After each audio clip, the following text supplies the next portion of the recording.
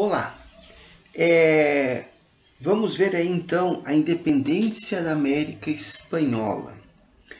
Vimos a independência dos Estados Unidos, vimos a independência do Haiti e agora a América Espanhola. Reparem no mapa, né? A Nova Espanha, o México hoje, até aqui embaixo, né? O vice-reinado do Rio do Prata, Argentina, Uruguai, Paraguai, Bolívia, Chile, aqui o Peru, a Colômbia, Venezuela, o Equador e outros países aqui da América Central, né? Então, o processo de independência da América Espanhola. Vários são os fatores que, combinados, né, lá no século XIX, levaram ao início dos movimentos de independência da América Latina, que depois vai incluir o Brasil também, que a gente vai estudar depois. Então, são fatores que somados vão levar a esse processo.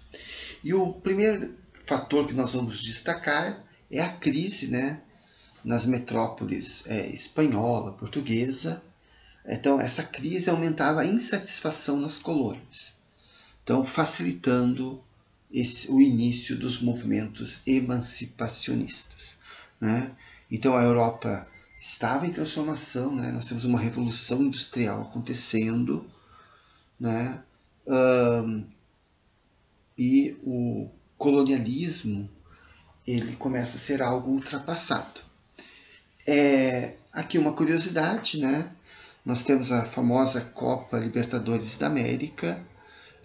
Essa Copa, assim, mais disputada pelos clubes, né? Também tem os maiores prêmios. Ela é uma homenagem, então, aos libertadores da América, né? Aos líderes da independência. Vamos aí uma segunda causa importante, as ideias iluministas defendidas na Revolução Francesa, né? Então essas ideias, uma parte da elite, né, ia estudar na Europa, aqui das colônias, né? E traziam essas ideias para a América, né? Então iam estudar na Europa e traziam essas ideias.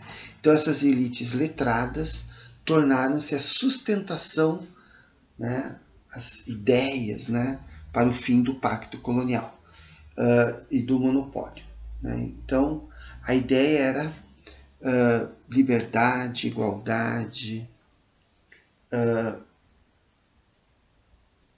essa ideia trazida para as colônias. Então, aí uma outra causa, as ideias iluministas. Uma terceira causa, o interesse inglês na conquista de autonomia para as colônias americanas, para aumentar seu comércio. Então, como falei antes, a Inglaterra vive a Revolução Industrial, ela precisa de mercado consumidor, então ela tem um interesse de acabar com o colonialismo, né? Digamos que a Espanha e Portugal elas estão atrapalhando o seu comércio. Ela quer manter comércio direto com os países latino-americanos. E mais um fator importante aqui, mais uma causa, a influência da independência dos Estados Unidos, né? Então, os Estados Unidos, né, com ideias iluministas, ele adquire a independência, então vai inspirar os demais países da América. Uma outra causa é a elite crioula, né? Os chapetones eram espanhóis, né, de origem espanhola, escolhidos a dedo pelo rei para governar os vice-reinos, né? Hoje da Argentina, do México, do Peru, né? Então, os chapetones era a elite escolhida pelo rei, né, espanhol. Já os crioulos eram a elite econômica, né? Eram os grandes fazendeiros de origem espanhola, que não tinham esse direito. Eles só podiam participar, digamos assim, comparando hoje com a Câmara de Vereadores, né? Eles não podiam ser governadores, vice-reis. Então essa elite crioula, grandes fazendeiros, estavam insatisfeitos, né? E vão começar, diante dessa crise da metrópole, a se organizar em torno das lutas de independência.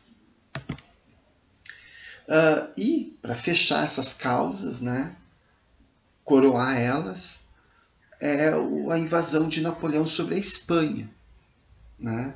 Então, Napoleão invadiu a Espanha, depois invadiu Portugal. No caso de Portugal, vamos falar depois. Agora vamos falar da Espanha. Então, Napoleão acaba fragilizando ainda mais a Espanha. Aqui nós temos um exemplo de uma rebelião popular, Tupac Amaru, né? Essas rebeliões populares, infelizmente, nenhuma deu certo, né? Nós vamos ter no Peru, no México, aqui no Brasil, alguma coisa aí, mas a gente vai ver que todas as rebeliões populares fracassaram. Quem vai mover o processo de independência é a elite crioula, né? Bem, então voltando a esse processo, né, de independência, né, maior, em junho de 1808, Napoleão Bonaparte invadiu a Espanha, destronou o rei e colocou seu irmão, né, como rei da Espanha. E na América, né, os cabildos, que eram, comparando hoje a Câmara de Vereadores, controlada pelos crioulos, declararam-se contra, né, essas decisões.